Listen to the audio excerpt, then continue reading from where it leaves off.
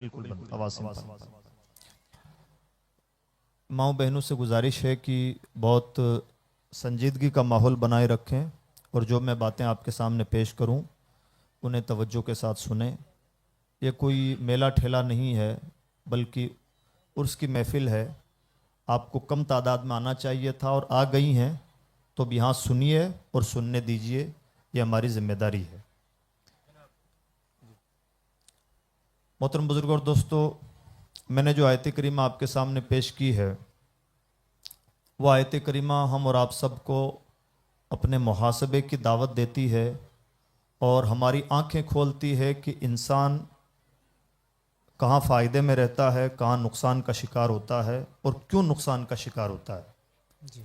आयत करीमा का बैकग्राउंड ये है कि अल्लाह रब्बुल इज़्ज़त ने 30वें पारे की पहली सूरतुन नबा में तफसील के साथ जहन्नम का जिक्र फरमाया और बहुत इबरतनाक लहजे में जहन्नम का तज़किरा हुआ कि जहन्नम का अज़ाब कैसा है, जहन्नम का अज़ाब किन के लिए है, जहन्नम किन लोगों के इंतज़ार में है। इन बातों के ज़िम्न में कुरान पाक ने एक बहुत बड़ी बात कही और वो बात यह है कि इंसान जहन्नमी बनता क्यों है, यानी इंसान जहन्नम का हकदार क्यों ठहरता है। इसको कुरान पाक ने जिस लहजे में बयान फरमाया वो आयत करीमा मैंने आपके सामने पेश की है और वो सबब कुरान पाक की ज़बान के मुताबिक इन्नहुम कानू ला यरजून हिसाबा, जहन्नमियों के जहन्नमी बनने का बुनियादी सबब यह है कि वो ये भूल बैठे थे कि हिसाब देना। यानी कोई भी इंसान जहन्नमी करार पाता है क्यों? जब वो ये भूल जाता है कि उसे हिसाब देना है और वो बेमुहार सी ज़िंदगी गुजारता है और उसे कुछ पड़ी नहीं होती है कि मैं कैसी ज़िंदगी गुजार रहा हूँ और मुझे अपनी ज़िंदगी के पाई पाई का, लम्हे लम्हे का, अपनी ज़िंदगी की एक एक नेमत का अल्लाह की बारगाह में हिसाब देना है। जब जब इंसान इस बात को भूलता है तब तब वो खसारे का शिकार होता है और एंड में जहन्नम का हकदार ठहरता है। इन्नहुम कानू ला यरजून हिसाबा, जहन्नमियों के जहन्नमी बनने का बुनियादी सबब यह है कि वो हिसाब व किताब को भूल बैठे थे और उनके जहनों से यह ख्याल फरामोश हो गया था कि उन्हें अपने किए धरे का अपने रब की बारगाह में जवाबदेह होना है। क्या बात है? एक बच्चा है, किसी का हो तो वो ले लें स्टेज से, इसका चेहरा दिखा दीजिए। हाँ, किसी का हो तो हाँ देख ले और इस बच्चे को ले लें, हासिल कर लें। जिनका हो वो ले लेंगे। दुरूद शरीफ पढ़ लीजिए। देखो मामा ते भैणा नू पीर साहब किबला ने हुक्म फरमाया है कि खामोश रमन। हुजूर सैयदी मुर्शिदी हुजूर सरकारे कलां दे शहजादे दोनों ये हुक्म फरमा रहे ने कि तुसी चुप रहते अदब दे नाल सुनो इस बज़म नू। चुप रहते ते अपने बच्चों को संभाल लो, इन्ना ही काफी है तुहाडे वास्ते। बच्चे रोंदे फिरदे आंदा नु संभालो ते खामोशी इख्तियार करो। गल्लां च बिजी ने ते बच्चों को पता ही नहीं कितने छड़ रखे ने। तो अजीज दोस्तों, जहन्नमियों के जहन्नमी बनने का सबब यह बना कि वो ये भूल बैठे थे कि हिसाब व किताब देना है और इंसान से जिंदगी में जो सबसे बड़ी चूक होती है वो हिसाब व किताब को भूल बैठना ही होती है। और जो निहायत समझदार किस्म के लोग और असली जन्नती लोग होते हैं उनकी जिंदगी में भी जो बहुत मुमताज चीज नजर आती है वो ये नजर आती है कि उन्हें कोई भी कदम आगे बढ़ाने से पहले इस बात की फिक्र खाई जाती है कि हमें अपने रब की बारगाह में हिसाब देना है और हम जो कुछ भी कर रहे हैं उसका हिसाब दे पाएंगे या नहीं दे पाएंगे। और जब यह तस्वुर इंसान के दिलो दिमाग में सवार हो जाता है कि उसे अपने किए धरे का अपने रब की बारगाह में हिसाब देना है तो फिर उससे कोई गुनाह सरजद नहीं होते। गुनाह सरजद होना तो दूर की बात है, जो मुबाहात किस्म की चीजें होती हैं उन पर भी गोया खामोश किस्म का पहरा बैठ जाता है और इंसान जायज खाना खाते हुए भी हिचकिचाता है कि इतने लुकमों का अपने रब की बारगाह में कैसे हिसाब दे पाऊंगा। हराम तो हराम, जायज खाना, हलाल तरीके का कमाया हुआ खाना खाते हुए भी इंसान 10 बार सोचता है और कोशिश यही रहती है कि जिंदगी बचाने के लिए, जिंदा रहने के लिए जितने खाने से काम चल जाए उतना काफी, बाकी का हिसाब का झमेला क्यों पालें। इंसान को जितने भी नाज नखरे सुझाई देते हैं एक एक वक्त में तरह तरह की डिशेज जो हमें सुझाई देती हैं, या जिंदगी में जिस तरह का भी ऐश परस्ती का माहौल हमें नजर आता है, वो माहौल बाद में है। पहले ये तसव्वुर है कि हमें हिसाब देना है या नहीं देना। जब ये बात ख्याल से हट जाती है कि हिसाब देना है, तो इंसान फिर चाहे जैसी जिंदगी गुजारे, और जब ये हिसाब दिलो दिमाग में सवार हो जाता है कि हिसाब देना है, तो इंसान से वाजिबी और जरूरी चीजें भी छूट जाती हैं। और अजीज दोस्तों, ये एक एंगल हुआ। दूसरा एंगल, हिसाब व किताब की इतनी दहशत अल्लाह वालों के दिल में होती क्यों है, तो उसका भी एक सबब है। उसका सबब यह है कि कुरान पाक ने हिसाब को जिस एंगल से पेश किया है, वो एंगल ही इतना हिला देने वाला है और इतना भयानक है कि अच्छे अच्छों को पसीने छूट जाए। वो एंगल क्या है? वो एंगल सुने। एक बार मैं फिर आपसे गुजारिश करूंगा कि बहुत संजीदगी का माहौल बनाएं और कुछ देर जो बातें मैं आपके सामने पेश करूं उन्हें बर्दाश्त कर लें। मुझे मौजू कुछ और दिया गया था, लेकिन मुझे माहौल इजाजत नहीं देता कि मैं यहां पर सुन्नतों और साइंस की बात करूं। जब बच्चियां ही इनाम लूट रही हैं और बच्चे नजर ही नहीं आ रहे हैं, तो हम काहे की साइंस की बात करेंगे? और क्या उस साइंस का तुक बनता है, और क्या हम सुन्नतों की उनसे उम्मीद करें? इसलिए जरूरी है कि हम अपने मुहासबे की तरफ आएं, और रमजान मुहासबे का महीना है। अल्लाह रब्बुल इज्जत ने यह महीना हमें इसीलिए अता फरमाया, इसका बुनियादी मकसद जो कलामुल्लाह ने बयान फरमाया, लअल्लकुम तत्तकून, ये रोजों की इबादत तुम्हें इसलिए फराहम की गई है ताकि तुम परहेजगार बन जाओ। तो परहेजगारी के लिए महीना दिया गया है, और हमें जायजा लेने के लिए महीना बहुत कुछ इंगेज करता है, और हमें इस बात की अपने आप में कोशिश भी करनी चाहिए। तो कुरान पाक ने जो हिसाब व किताब का तसव्वुर पेश किया है, वो क्या तसव्वुर है? अल्लाह रब्बुल इज्जत के कलाम ने जो हिसाब व किताब का तसव्वुर पेश किया है, वो तसव्वुर यह है कि इंसान जो कुछ भी करता है, इंसान एक सांस भी लेता है, शऊरी या गैर शऊरी तौर पर कुछ भी करता है, वो सब का सब नोट किया जा रहा है। जैसे मान लीजिए मैं इस वक्त आपके सामने खड़ा हूं, और खड़े रहते रहते अचानक मैं सैयद साहब की तरफ देखूं और फिर इधर मुंह कर लूं, तो हो सकता है 10 मिनट बाद आप मुझसे पूछें कि जनाब आपने 11:40 पर सैयद साहब की तरफ 1 मिनट के लिए, 1 सेकंड के लिए क्यों देखा था? तो शायद मैं भी भूल जाऊं कि मैंने 11:40 में 40 मिनट में 1 आध सेकंड के लिए इधर चेहरा किया था और फिर घुमा लिया था। मेरे शऊर से ये बातें निकल जाती हैं, लेकिन मैंने इधर चेहरा किया, फरिश्ते ने नोट कर लिया। यह है अल्लाह के फरिश्तों की नोटिंग, और यह है अल्लाह के फरिश्तों के नोट करने का अंदाज। मैं इस वक्त, हम और आप गैर शऊरी तौर पर बहुत सारे काम करते रहते हैं। हम छींक लेते हैं, हमारी आंखें झपकती रहती हैं, हम बैठे रहते हैं, हमारा जिस्म कई बार हिलता रहता है, हम गैर शऊरी तौर पर अपने हाथों को हरकत देते रहते हैं। हम शऊर रखें या न रखें, अल्लाह के फरिश्ते हमारी एक एक अदा को नोट कर रहे हैं। जर्रा बराबर भी कोई अच्छा इंसान कर रहा है, वो नोट हो रही है। जर्रा बराबर कोई बुराई कर रहा है, वो नोट हो रही है। और नोट होने का अंदाज इतना अहम है कि कल कयामत के दिन इंसान जब अपने नामाए आमाल में इतना बड़ा रजिस्टर देखेगा और एक एक चीज, एक एक अदा को देखेगा, तो वो हैरत के साथ कहेगा, मा लिहादल किताब ला युगादिरु सगीरतन वला कबीरतन इल्ला अहसाहा। ये कैसी अनोखी किताब है, किसने छोटी से छोटी और बड़ी से बड़ी कोई चीज नहीं छोड़ी, बल्कि सब लिख रखा है। अल्लाह अकबर, यह है मैदान महशर, अल्लाह, और यह है अल्लाह रब्बुल इज्जत के फरिश्तों के नोट करने का अंदाज। कुरान पाक में अल्लाह रब्बुल इज्जत ने इरशाद फरमाया, मन यअमल मिस्काल ज़र्रतिन खैरन यरा। जर्रा बराबर अगर किसी ने कोई भला काम किया है, जर्रा बराबर, लफ्ज ही जर्रा इस्तेमाल हुआ, जर्रा बराबर अगर कोई भला काम इंसान ने किया है तो उसे भी इंसान अपने सामने देखेगा, और जर्रा बराबर बुराई इंसान से सरजद हुई है, वो बुराई भी सामने धरी होगी। यह मैदान महशर का नक्शा।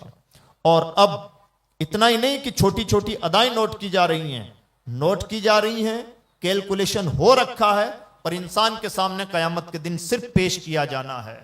अल्लाह इरशाद फरमाता है, वकुल्ला शैइन अहसैनाहु किताबा, हमने हर चीज को काउंट करके रजिस्टर तैयार करके रखा है। हिसाब किताब का मतलब हम दुनियावी हिसाब किताब ना समझें कि कोई मोटा मोटी गेम चल रहा है जहां 7-8 घंटे का मोटा मोटा हिसाब हमने दे दिया कि जलसा हुआ और मान लीजिए कि 10 लाख रुपए इसमें इन्वेस्टमेंट इसमें खर्च हुए, 5 लाख टेंट के हो गए और 3 लाख इसके हो गए, 2 लाख इसके हो गए, हिसाब कंप्लीट। इतना मोटा मोटा हिसाब नहीं जनाब।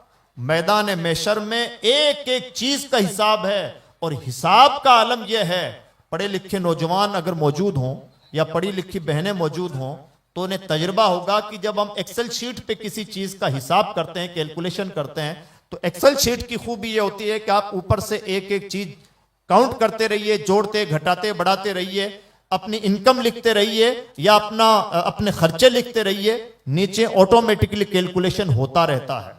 आप जैसे जैसे ऊपर गिनती बढ़ाते घटाते इधर उधर करते रहते हैं, नीचे ऑटोमेटिकली कैलकुलेशन होता रहता है। और जब आप ऊपर से नीचे पहुंचते हैं तो आपको पता चलता है कि ऊपर जो मैंने काउंटिंग की है, मैंने जो हिसाब व किताब किया है, वो आंकड़ों में इतना इतना बनता है।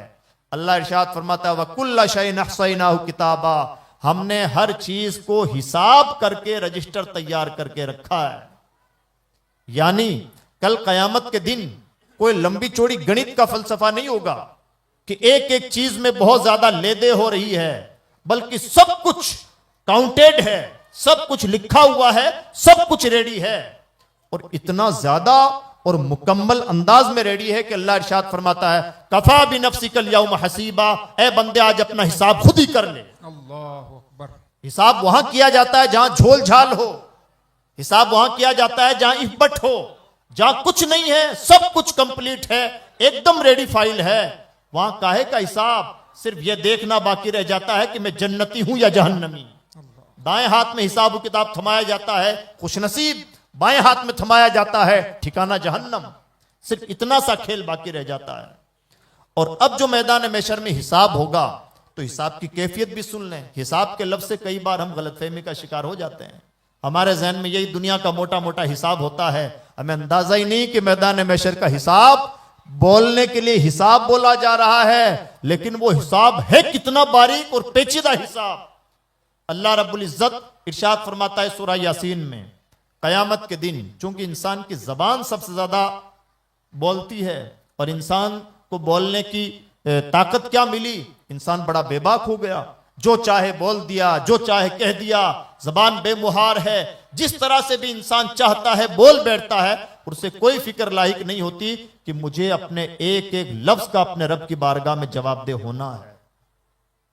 तो इसलिए कयामत के दिन क्या होगा, हमेशा जो जबान बोलती रही, कयामत के दिन उस जबान पर ताला लगा दिया जाएगा। अल्लाह इरशाद फरमाता है अल यौम नख्तिमु अला अफवाहिहिम व तुकल्लिमुना अयदीहिम व तशहदु अर्जुलुहुम बिमा कानू यक्सिबून, आज हम इंसान के मुंह पर मोहर लगा देंगे। अब जबान का काम नहीं है, बल्कि क्या होगा, हाथ गवाही देंगे कि इंसान क्या करता था और पांव बताएंगे कि यह पापी क्या पाप करता था। उर्दू जबान का एक मुहावरा है, घर का भेदी लंका ढाए। अगर अपना जिस्म ही अपने खिलाफ गवाही देने लगे, हमारे हाथ हमारे खिलाफ गवाही देने लगे, हमारे पांव हमारे खिलाफ बोलने लगे, हमारी आंखें हमारे खिलाफ गवाही देने लगे, कान हमारे खिलाफ गवाही देने लगे, तो इससे ज्यादा इंसान की मजबूरी और बेकसी और बेबसी कुछ नहीं हो सकती। इतना ही नहीं है कि हाथ पांव जिस्म हमारे खिलाफ गवाही दे रहा है, बड़ी बात तो यह है कि जबान पर ताला लगा हुआ है, जबान के पास सफाई देने का कोई ऑप्शन मौजूद नहीं है। यह है मैदान मैशर का हिसाब। यानी जबानें गंग हैं, जबानें चुप हैं, जबानों पे ताला लगा हुआ है और इंसान का जिस्म उसके खिलाफ गवाही दे रहा है। ये एक गवाही, नामा अमाल की गवाही, दूसरी गवाही, और जिस जमीन के हिस्से पर बैठकर हमने कुछ अच्छा या बुरा काम किया होगा वो तीसरी गवाही। आप यहां पर बैठकर इस वक्त भली बातें सुन रहे हैं, ये जमीन आज चुप है, अल्लाह का हुक्म है तो चुप है, और जब अल्लाह का हुक्म होगा बोलने का तो बोल पड़ेगी। सब अल्लाह के हुक्म से होता है, हमारे और आपके चाहने से कुछ नहीं होता। आज चुप रहने का हुक्म है, चुप है, कल बोलने का हुक्म होगा, बोल के गवाही देगी कि परवरदिगार तेरे इस बंदे ने इतने वक्त से इतने वक्त तक मुझ पर बैठ करके ये भला काम किया था। तो मैदान मैशर में इंसान की अपनी गवाही अपने खिलाफ, नामाए अमाल की गवाही तैयार है, जबान चुप है, जबानों पे ताला लगा हुआ है और जमीन गवाही दे रही है। मुझे बताइए, क्या कोई दाएं बाएं की गली मौजूद होती है जहां से इंसान बच बचा के निकल सके या अपने आप को निकाल सके? कोई रास्ता नहीं है। इसी वजह से मैदान मैशर का नक्शा, मैदान मैशर के हिसाब किताब का मंजर वो भयानक मंजर है कि जब भी अल्लाह वालों के दिलो दिमाग में सौदा सवार होता कि हिसाब देना है तो रोंगटे खड़े हो जाते थे। हजरत सैयदना अबू बकर सिद्दीक रदी अल्लाह तआला अन्हु, हम और आपको तो किसी ने ये कानों में खबर भी नहीं दी है कि हम दुल्हे दुल्हाए जन्नती हैं, अपने ज़ौम में अपने आप को जन्नती समझे हुए हैं। अल्लाह हिफाजत फरमाए। और माफ कीजिएगा, जन्नत को हमने बहुत सस्ता समझ लिया है, बहुत सस्ता। एक छोटा सा गांव है उदयपुर, भारत के 6,41,000 कमोबेश गांवों में से एक छोटा सा गांव है। कोई बहुत ज्यादा वैल्यू इसकी नहीं है, नॉर्मल गांव में इसको शुमार कीजिए। अगर हम यहां पर कोई प्लॉट खरीदना चाहें तो प्लॉट भी लाखों में मिलता है। अल्लाह रब्बुल इज्जत की नेमतों की इंतहा का नाम जन्नत है, वो यूं ही सस्ते दामों में मिल जाएगी। हमने यूं ही तस्वुर पाल रखे हैं, क्या क्या जोम पाल रखे हैं जन्नत के लिए। एक बार सुभान अल्लाह कह दें और जन्नत के जागीरदार बन जाएं। हजार पाप करते रहें, मोटा मोटी बहाने तलाश करने वाले अपने आप को जन्नत का ठेकेदार समझ लें, ऐसा होता नहीं है। कुरान पाक ने कभी भी जन्नतें रेवड़ियों की तरह यूं नहीं तकसीम फरमाई है, बल्कि कुरान पाक ने बार बार जहन्नम को पेश फरमाया है। जन्नत के बारे में अल्लाह का कलाम कहीं नहीं कहता कि जन्नत तुम्हारे इंतजार में है। जहन्नम के बारे में फरमाया गया इन्न जहन्नम कानत मिर्सादा, जहन्नम तुम्हारे इंतजार में है। हम कह रहे हैं ना कि जन्नती हैं, अल्लाह का कलाम नहीं कह रहा है। जन्नत के बारे में नहीं फरमाया कि जन्नत को भरा जाएगा। जहन्नम के बारे में फरमाया गया लअमला अन्ना जहन्नम मिनल जिन्नति वन्नास अजमईन, मैं जहन्नम को जिन्नात और इंसानों से भरूंगा। जन्नत के बारे में नहीं फरमाया गया कि जन्नत के लिए लोग पैदा हुए हैं।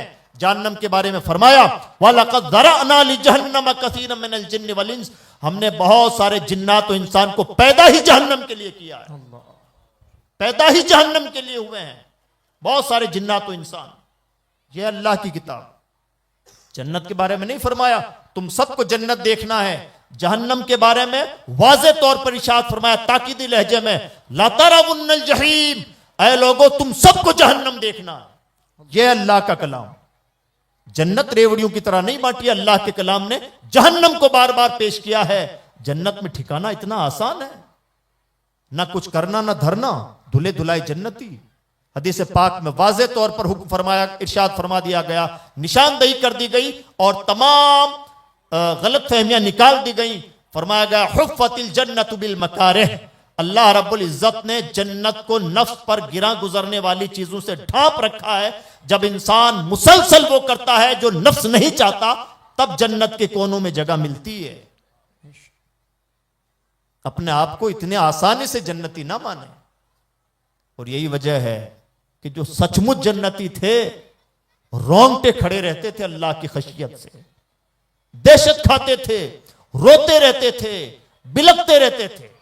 हजरत सैयदना अबू बकर सिद्दीक रज़ियल्लाहु तआला अन्हु से बड़ा जन्नती कौन।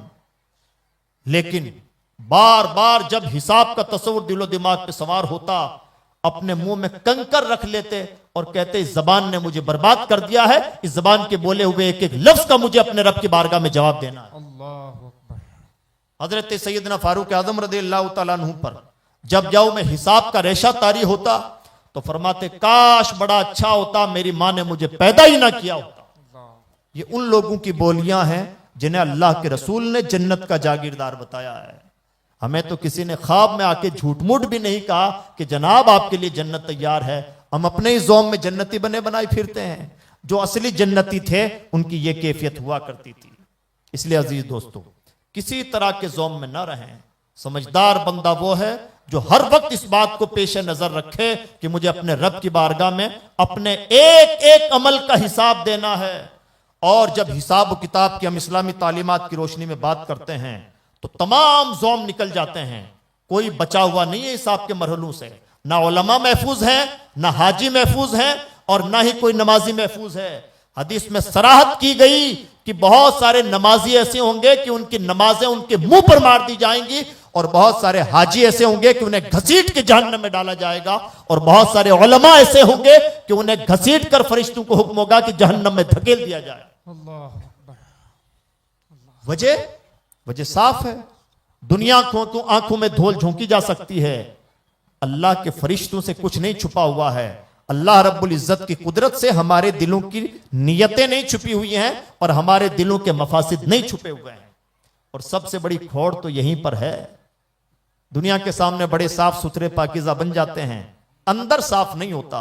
और जब तक अंदर साफ नहीं है, कुरान पाक फरमाता है कद अफलह मन ज़क्काहा, वो इंसान कामयाब है जिसने अपने मन को साफ कर लिया। वक़द खाब मन दस्साहा, और वो इंसान फेल है, नाकाम है जिसके नफ्स ने उसे रौंद डाला। आज हमारे साथ क्या हो रहा है? हम सब नफ्स के रौंदे हुए आदमी हैं, शक्लें बदली हुई हैं, नफ्स ने रौंदने में कोई कमी नहीं छोड़ी है। और उसकी बहुत वाज़े निशानी, जिसको उसका नफ्स रौंद देता है, उसकी बहुत वाज़े निशानी यह होती है कि उस इंसान के दिलो दिमाग से आखिरत का ख्याल और हिसाब का तसव्वुर खत्म हो जाता है। आज हमें किस मरहले पर आखिरत का एहसास नजर आता है? हुजूर नबी अकरम सल्लल्लाहु अलैहि वसल्लम ने वाज़े तौर पर अपने एक एक उम्मती को जिम्मेदारी दी। इरशाद फरमाया कुल्लुकुम राइयुन व कुल्लुकुम मसूलुन अन रइयतिही, ऐ लोगों तुम में से हर एक शख्स जिम्मेदार है और हर जिम्मेदार से उसकी जिम्मेदारी के बारे में पूछा जाएगा। अगर मैं यहां पर स्टेज पर बोलने के लिए खड़ा हुआ हूं तो ऐसा नहीं है कि मेरा कोई गिरीबान पकड़ने वाला नहीं है। भले आप लिहाज व मुरव्वत कर जाएं, आप मेरी गलतियों पर भी कुछ ना बोलें तो ना सही, अल्लाह रब्बुल इज्जत की बारगाह से बच के निकलना आसान नहीं है।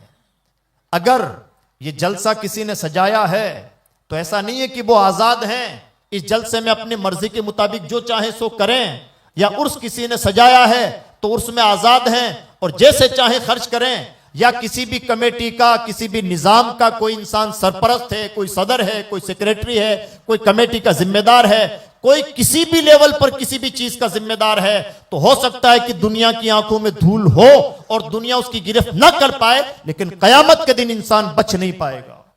इंसान को अपनी एक एक जिम्मेदारी का अल्लाह की बारगाह में जवाबदेह होना है। और जब ये तसव्वुर अल्लाह वालों के दिलो दिमाग में सवार होता था कि हमें अपने रब की बारगाह में अपने एक एक किए धरे का हिसाब देना है, तो अजीज दोस्तों, हम तो कहते हैं कि हमसे गुनाह नहीं छूटते, हमसे नेकियां नहीं होती, हम नेक बनना तो चाहते हैं लेकिन बन नहीं पाते। सच्चाई यह है कि जिस दिन वो तसव्वुर दिलो दिमाग में सवार हो जाए, मैंने पहले भी अर्ज किया था, खाना छूट जाता है, जिंदगी की जरूरतें छूट जाती हैं, इंसान से बहुत सारे आदतों के काम छूट जाते हैं जब यह तसव्वुर दिलो दिमाग में सवार होता है कि मैं अपने किए का अल्लाह के बारगाह में हिसाब देना है। मशहूर वाकया है हजरत सैयदना हातिम असम का। अल्लाह का महबूब बंदा, बहुत अपनी धुन में मस्त रहने वाला, गिरिया उजारी करने वाला और अपने वक्त का कामिल इंसान। बादशाह वक्त ने हजरत हातिम असम की दावत की, और जब दावत की तो अल्लाह वालों की शान होती है कि आमतौर पर वो बादशाहों की दावत कबूल नहीं करते। हातिम असम ने दावत कबूल ना की। बादशाह ने बड़ी मन्नत समाजत की, बार बार गुजारिशें की। बार बार गुजारिशों के बाद हजरत हातिम असम ने सुन्नत समझ के दावत कबूल की। एक तारीख मुकर्रर हो गई कि फलां तारीख को हातिम असम बादशाह के दरबार में दावत के लिए हाजिर होंगे। बादशाह इतना खुश हुआ कि अल्लाह का एक महबूब बंदा, एक वली कामिल मेरे दरबार में दावत के लिए हाजिर हो रहा है। बादशाह ने उस खुशी में बहुत सारे अमीरों कबीरों बड़े लोगों की दावत की। तुफैली लोग मुकर्ररा तारीख पर दावत में बहुत सज धज के पहुंचे। और हमारा तरीका है, यह किसी भी मरऊब कौम की निशानी होती है, बड़े आदमी की हल्की भी दावत मिल जाए तो लोग बहुत सज संवर के पहुंचते हैं और मुतमन्नी रहते हैं कि बड़ों की तरफ से दावतें पेश हों, दावतें मिलें। यह मरऊबियत की निशानी है और यह शिकस्त खुर्दा कौमों की निशानी है जो आज हमारे अंदर पाई जा रही है। ये फतेहयाब कौमों की, बड़ी कौमों की, विजनरी कौमों की निशानियां नहीं होती। विजनरी कौमें तो एरों गेरों को घास नहीं डालती और छोटी कौमें चापलूसियों से भी नहीं थकती। ये फर्क होता है छोटों और बड़ों में, विजनरी लोगों में और छोटी फिक्र के लोगों में। हातिम असम की दावत की खुशी में बादशाह ने तुफैली तौर पर जिन लोगों की दावत की थी, वो तुफैली लोग बहुत सज संवर के दावत में पहुंचे। हातिम असम भी अपने वादे के मुताबिक दावत में पहुंचे। जब दावत में पहुंचे तो जहां दरबारियों के जूते उतारे जाते थे, हजरत हातिम असम वहीं कहीं पीछे बैठ गए। बादशाह ने शाही बैठकों का इंतजाम किया, शाही मसनदें लगाई गई, गांव तकिए लगाए गए। तमाम लोगों के लिए नाम बनाम ओहदा बहोदा मसनदें सजाई हुई थी, शाही बैठकें बनी हुई थी। लेकिन हातिम असम रहमतुल्लाह ताला अलैह जिनको दूल्हा बन के इस महफिल में बैठना था, वो वहां पर बैठे जहां जूते उतारे जाते थे। तो बादशाह के कारिंदे हाजिर हुए और कहने लगे हुजूर आपकी बैठक वहां है। हातिम असम कहने लगे फकीर ने जहां पर डेरा डाल दिया वही फकीर की बैठक, वही फकीर का ठिकाना, और अब फकीर को इस जगह से ना उठाया जाए। बात कारिंदों ने बादशाह तक बात पहुंचाई तो कहा बादशाह सलामत, आपके असल मेहमान तो वहां पर बैठे हुए हैं जहां जूते उतारे जाते हैं। बादशाह दौड़ा वो हाजिर हुआ और कहने लगा हुजूर हमने आपके लिए शाही बैठक का इंतजाम किया है, आपको वहां तशरीफ फरमा होना है। हजरत हातिम असम ने कहा बादशाह फकीरों का काम नहीं कि शाही बैठकों पर बैठे हैं, फकीरों का तो यह भी काम नहीं कि बादशाहों के दरबार में हाजिर हों, लेकिन तुम्हारी मन्नत समाजत की वजह से मैंने तुम्हारी दावत कबूल कर ली, अब इतना बहुत है, इससे ज्यादा मुझे वहां पर ना बिठाया जाए जहां मैं ना बैठना चाहूं और मुझे वो ना खिलाया जाए जो मैं ना खाना चाहूं। बादशाह आजिज हो गया फकीर का तेवर देख करके। बादशाह अपनी मसनद पे जा बैठा, दूसरे लोग शाही दस्तरखान सज गए और हातिम असम के लिए वही दस्तरखान सज गया जहां पर आप बैठे हुए थे। जब खाने का वक्त हुआ तमाम लोग शाही दावतें उड़ाने लगे। हजरत हातिम असम रहमतुल्लाह ताला अलैह के जब खाने का वक्त हुआ तो आपने अपनी थैली से रोटी की सूखे हुए टुकड़े निकाले, एक गिलास पानी में डुबोया और उन्हें चबाने लगे। तो बादशाह के कारिंदों ने खबर पहुंचाई हुजूर वो तो उस खाने में से खा ही नहीं रहे हैं, शाही खाने में से जो आपने उनके लिए इंतजाम किया है, वो तो अपनी थैली में से रोटी का टुकड़ा निकाल करके उसको पानी में डुबो के खा रहे हैं। बादशाह फिर हाजिर हुआ और कहने लगा हुजूर ये आपने कैसी दावत कबूल की, ना वहां बैठ रहे हैं जहां बैठना चाहिए था, ना वो खा रहे हैं जो खाना चाहिए था। हजरत हातिम असम ने फिर तेवर तब्दील किए और कहने लगे बादशाह बस इससे ज्यादा नहीं, फकीरों से अपनी बातें नहीं मनवाया करते, क्या खाना है, कितना खाना है या नहीं खाना है, ना यह दावत का मतलब होता है और ना फकीरों पर ऐसा कोई जब्र किया जा सकता है। यह मैं तय करूंगा कि मुझे क्या खाना है, किसको क्या खाना है वो जाने, फकीर को क्या खाना है यह फकीर का फैसला। जब तेवर तब्दील देखे तो बादशाह फिर आजिज हो गया।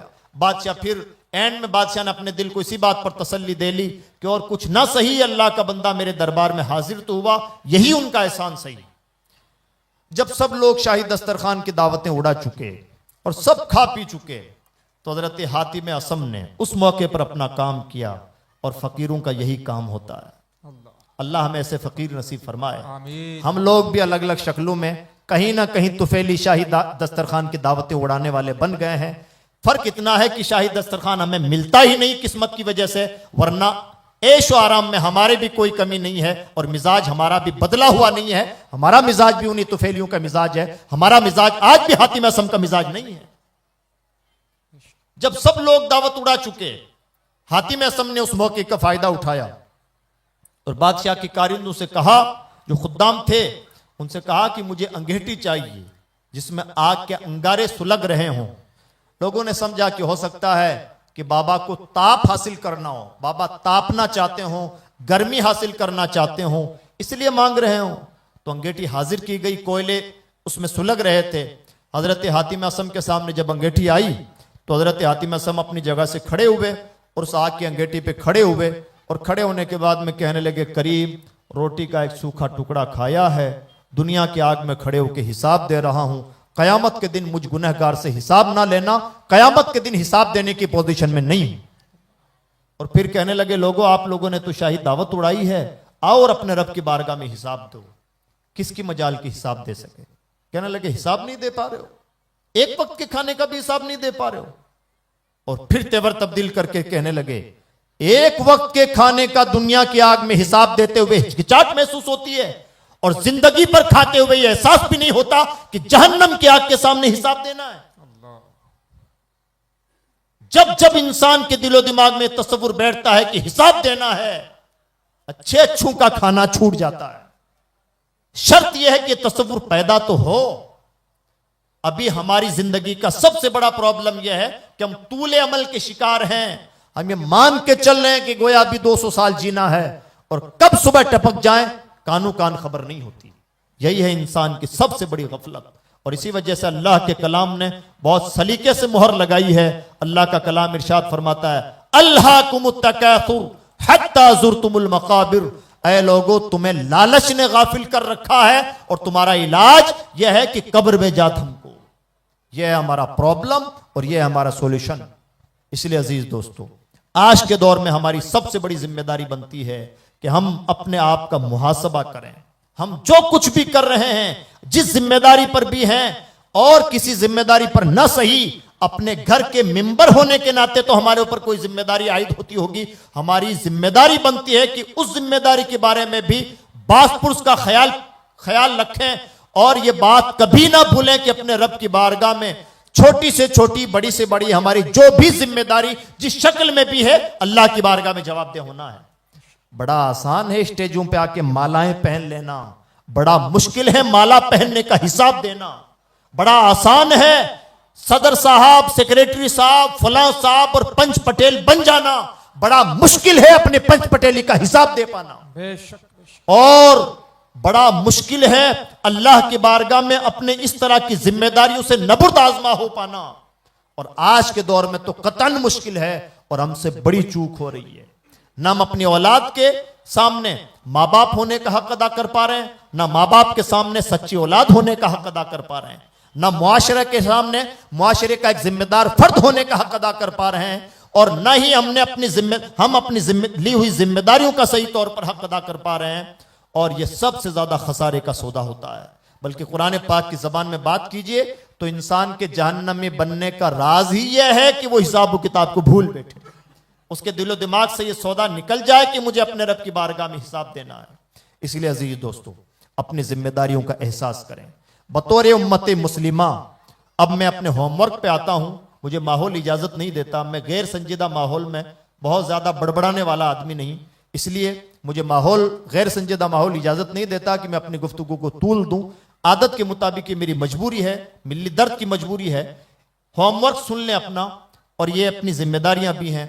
पहला होमवर्क ये है, अगर दरगाह की कमेटी इंतजामिया के लोग यहां पर मौजूद हों तो मैं उनसे भी गुजारिश करूंगा, मेरे अजीज दोस्तों, अल्लाह का शुक्र अदा करें कि अल्लाह रब्बुल इज्जत ने आपको एक अल्लाह के वली के दामन से वाबस्ता फरमाया और उनके कदमों की खिदमत करने की तौफीक बख्शी।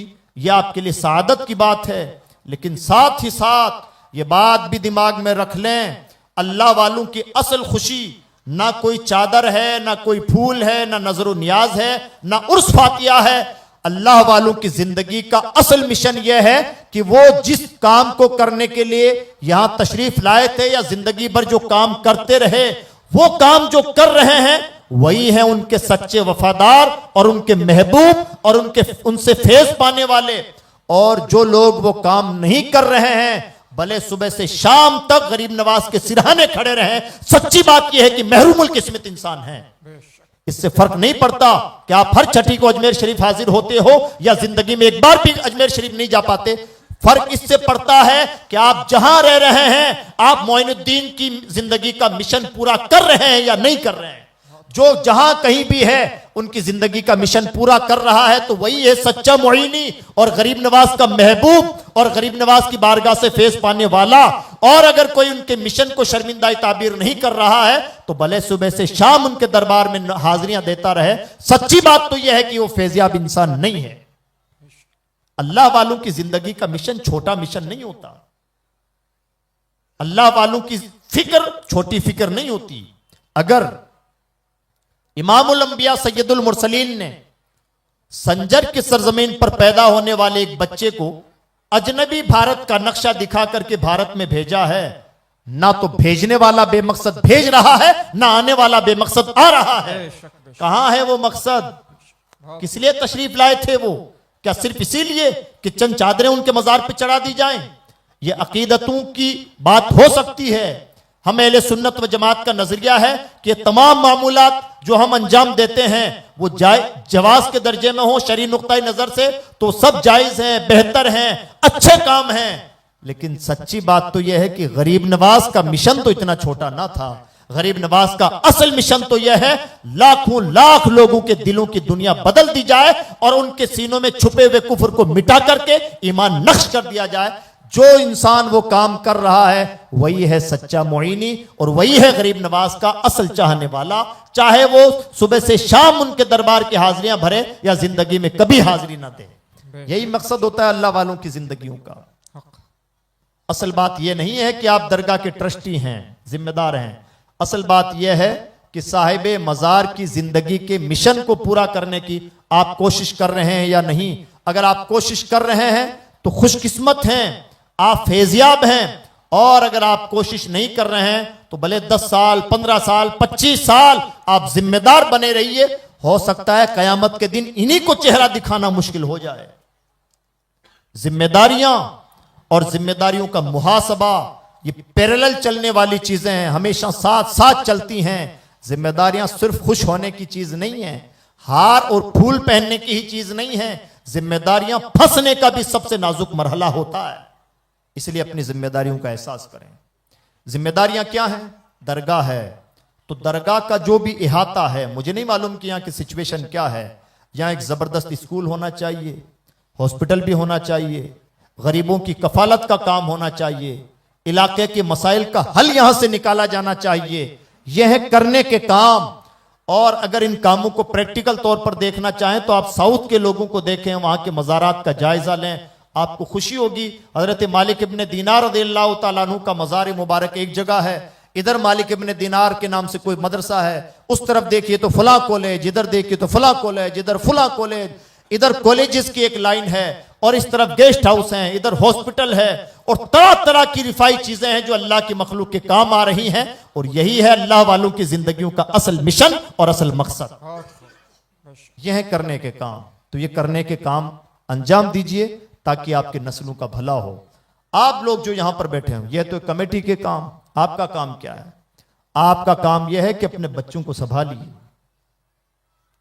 सिर्फ बच्चों के हाथों में महंगे मोबाइल दे देना और गाड़ियां दे देना और इस बात पे खुश हो जाना, यह कोई अक्लमंदी की बात नहीं है।